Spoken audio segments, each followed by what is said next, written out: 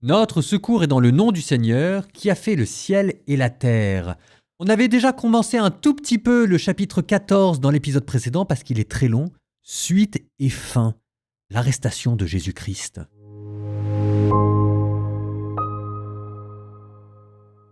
Le soir venu, Jésus arrive avec les 12. Pendant qu'ils étaient à table et mangeaient, Jésus déclara : « Amen, je vous le dis, l'un de vous qui mange avec moi va me livrer. » Ils devinrent tout tristes et l'un après l'autre, ils lui demandaient : « Serait-ce moi ?» Il leur dit : « C'est l'un des 12, celui qui est en train de se servir avec moi dans le plat. Le Fils de l'homme s'en va, comme il est écrit à son sujet, mais malheureux celui par qui le Fils de l'homme est livré. Il vaudrait mieux pour lui qu'il ne soit pas né, cet homme-là. » Pendant le repas, Jésus, ayant pris du pain et prononcé la bénédiction, le rompit, le leur donna et dit : « Prenez, ceci est mon corps. » Puis ayant pris une coupe et ayant rendu grâce, il la leur donna et ils en burent tous. Il leur dit : « Ceci est mon sang, le sang de l'alliance, versé pour la multitude. Amen, je vous le dis, je ne boirai plus du fruit de la vigne jusqu'au jour où je le boirai nouveau dans le royaume de Dieu. » Après avoir chanté les psaumes, ils partirent pour le mont des Oliviers. Jésus leur dit : « Vous allez tous être exposés à tomber, car il est écrit : Je frapperai le berger et les brebis seront dispersées. Mais une fois ressuscité, je vous précéderai en Galilée. » Pierre lui dit alors : « Même si tous viennent à tomber, moi je ne tomberai pas. » Jésus lui répond : « Amen, je te le dis, toi, aujourd'hui, cette nuit même, avant que le coq ne chante 2 fois, tu m'auras renié 3 fois. » Mais lui reprenait de plus belle : « Même si je dois mourir avec toi, je ne te renierai pas. » Et tous en disaient autant. Ils parviennent à un domaine appelé Gethsémani. Jésus dit à ses disciples : « Asseyez-vous ici pendant que je vais prier. » Il emmène avec lui Pierre, Jacques et Jean et commence à ressentir frayeur et angoisse. Il leur dit : « Mon âme est triste à mourir. Restez ici et veillez. » Allant un peu plus loin, il tombait à terre et priait pour que, s'il était possible, cette heure s'éloigne de lui. Il disait : « Abba, Père, tout est possible pour toi. Éloigne de moi cette coupe. Cependant, non pas ce que moi je veux, mais ce que toi tu veux. » Puis il revient et trouve les disciples endormis. Il dit à Pierre : « Simon, tu dors ? Tu n'as pas eu la force de veiller seulement 1 heure ? Veillez et priez pour ne pas rentrer en tentation. L'esprit est ardent, mais la chair est faible. » De nouveau, il s'éloigna et pria en répétant les mêmes paroles. Et de nouveau, il vint près des disciples qu'il trouva endormis, car leurs yeux étaient alourdis de sommeil, et eux ne savaient que lui répondre. Une 3e fois, il revient et leur dit : « Désormais, vous pouvez dormir et vous reposer. C'est fait. L'heure est venue. Voici que le Fils de l'homme est livré aux mains des pécheurs. Levez-vous, allons, voici qu'il est proche, celui qui me livre. » Jésus parlait encore quand Judas, l'un des 12, arriva et, avec lui, une foule armée d'épées et de bâtons, envoyée par les grands prêtres, les scribes et les anciens. Or, celui qui le livrait leur avait donné un signe convenu. « Celui que j'embrasserai, c'est lui. Arrêtez-le et emmenez-le sous bonne garde. » À peine arrivé, Judas, s'approchant de Jésus, lui dit : « Rabbi !» Et il l'embrassa. Les autres mirent la main sur lui et l'arrêtèrent. Or, un de ceux qui étaient là tira son épée, frappa le serviteur du grand prêtre et lui trancha l'oreille. Jésus leur déclara : « Suis-je donc un bandit pour que vous soyez venus vous saisir de moi avec des épées et des bâtons ? Chaque jour, j'étais auprès de vous dans le temple en train d'enseigner, et vous ne m'avez pas arrêté. Mais c'est pour que les Écritures s'accomplissent. » Les disciples abandonnèrent et s'enfuirent tous. Or, un jeune homme suivait Jésus. Il n'avait pour tout vêtement qu'un drap. On essaya de l'arrêter, mais lui, lâchant le drap, s'enfuit tout nu. Ils emmenèrent Jésus chez le grand prêtre. Ils se rassemblèrent tous, les grands prêtres, les anciens et les scribes. Pierre avait suivi Jésus à distance jusqu'à l'intérieur du palais du grand prêtre, et là, assis avec les gardes, il se chauffait près du feu. Les grands prêtres et tout le conseil suprême cherchaient un témoignage contre Jésus pour le faire mettre à mort, et ils n'en trouvaient pas. De fait, beaucoup portaient de faux témoignages contre Jésus, mais ces témoignages ne concordaient pas. Quelques-uns se levèrent alors pour porter contre lui ce faux témoignage. « Nous l'avons entendu dire, je détruirai ce sanctuaire fait de main d'homme, et en 3 jours j'en rebâtirai un autre qui ne sera pas fait de main d'homme. » Mais même sur ce point, leur témoignage n'était pas concordant. Alors s'étant levé, le grand prêtre, devant tous, interrogea Jésus. « Tu ne réponds rien? Que dis-tu des témoignages qu'ils portent contre toi ?» Mais lui gardait le silence et ne répondait rien. Le grand prêtre l'interrogea de nouveau. « Es-tu le Christ, le Fils du Dieu béni ?» Jésus lui dit « Je le suis. Et vous verrez le Fils de l'homme siéger à la droite du Tout-Puissant et venir parmi les nuées du ciel. » Alors le grand prêtre déchire ses vêtements et dit « Pourquoi nous faudrait-il encore des témoins? Vous avez entendu le blasphème. Qu'en pensez-vous » Tous prononcèrent qu'il méritait la mort.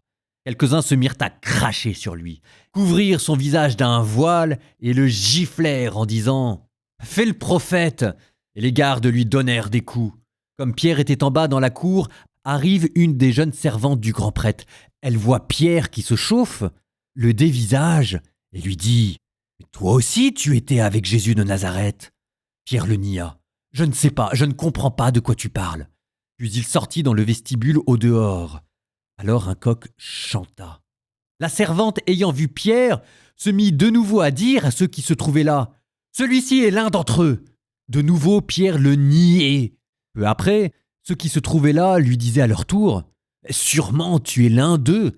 D'ailleurs, tu es galiléen. » Alors il se mit à protester violemment et à jurer « Je ne connais pas cet homme dont vous parlez. » Et aussitôt, pour la seconde fois, un coq chanta.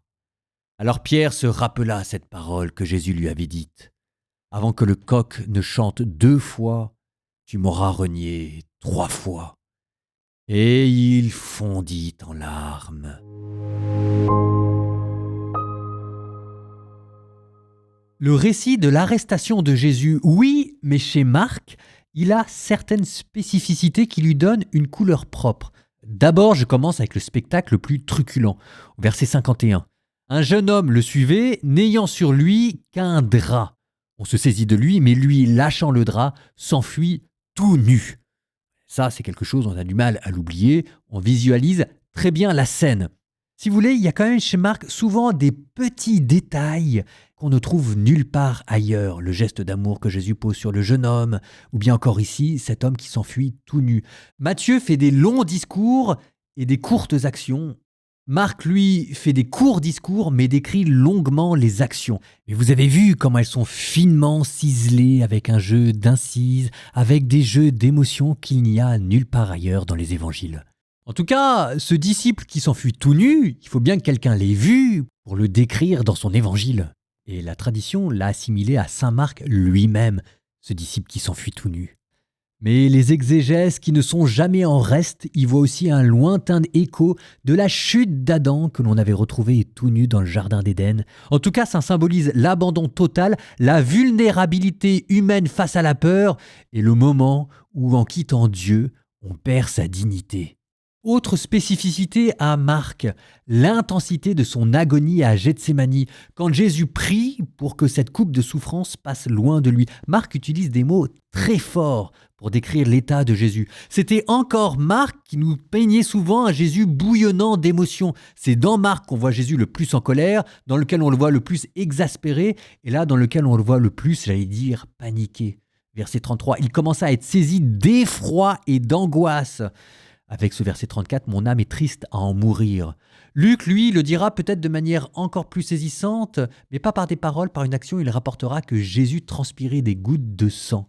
Ça vous rappelle que c'est à l'agonie qu'on mesure le mieux la double nature et divine et humaine de Jésus. C'est comme si on entrevoyait la possibilité, un instant, mais un instant seulement, que ces deux natures se divisent et s'opposent. L'effet que ça a, c'est que ça rend Jésus extrêmement proche de nous, étonnamment humain et d'autant plus touchant. Nous n'avons pas un grand prêtre incapable de compassion. Ah si, tiens, ça quand même. Autre particularité. Ça mérite non seulement d'être dit, mais même qu'on s'y attarde un peu plus longuement.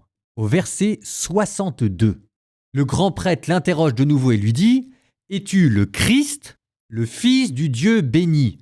Es-tu le Christ, c'est le Fils de l'homme, c'est le Sauveur, mais on peut avoir une conception haute et une conception basse du Christ. Il y a ceux qui voient dans le Christ uniquement un personnage humain, une sorte de grand roi, de super-héros qui va rétablir l'État d'Israël, ou bien vous avez une conception haute qui voit dans le Christ un être quasiment surnaturel, le Fils de l'homme qui vient dans les nuées.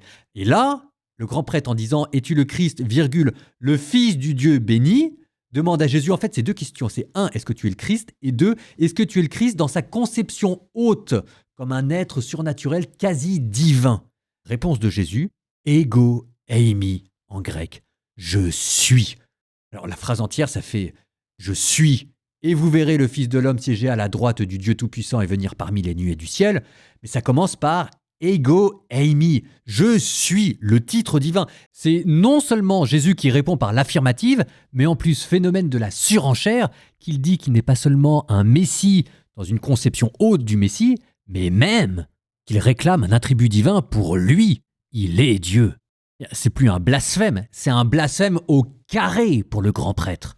Dans Matthieu, ce que vous aviez, c'est « tu l'as dit », mais je vous le déclare, désormais, vous verrez le Fils de l'homme siéger à la droite de la puissance et venir sur les nuées du ciel.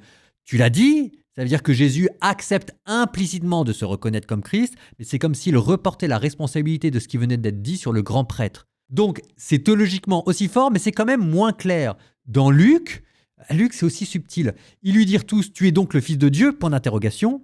Il leur répondit, vous le dites vous-même, je le suis, ou en grec, Humeis legote otis egoimi, vous dites que je suis. Donc le egoimi est toujours là, mais il est comme enrobé de manière plus diplomatique. Et dans Jean, vous avez bien des ego-eimi, par exemple, avant qu'Abraham fût je suis, ego-eimi, Jean 8, 58, mais c'est dans un autre contexte, moins dramatique, et ça lui donne pas tout le poids qu'il a dans Marc. Je dis ça parce que c'est la mention la plus claire dans tous les évangiles du moment où Jésus affirme sa divinité. Enfin, je suis, c'est le nom sacré de Dieu. C'est celui que Dieu a donné à Moïse au buisson ardent. Je suis celui qui est YHWH, Hachem, le nom béni. À l'époque de Jésus, on n'avait même pas le droit de dire ce nom. C'était déjà considéré comme un blasphème. Et non seulement là, Jésus le dit, mais en plus se l'approprie. Ah, écoutez, c'est difficile d'arrêter là son commentaire. On aurait plein d'autres choses à dire, mais c'est quand même l'heure de terminer par un psaume. Psaume 118, Samek, verset 113. Je hais les cœurs partagés. J'aime ta loi. Toi, mon abri, mon bouclier, j'espère en ta parole. Écartez-vous de moi, méchants, je garderai les volontés de mon Dieu. Que ta promesse me soutienne, et je vivrai. Ne déçois pas mon attente. Sois mon appui, je serai sauvé. J'ai toujours tes commandements devant les yeux. Tu rejettes ceux qui fuient tes commandements, leurs ruses les égarent. Tu mets au rebut tous les impies de la terre. C'est pourquoi j'aime tes exigences. Ma chair tremble de peur devant toi, tes décisions m'inspirent la crainte.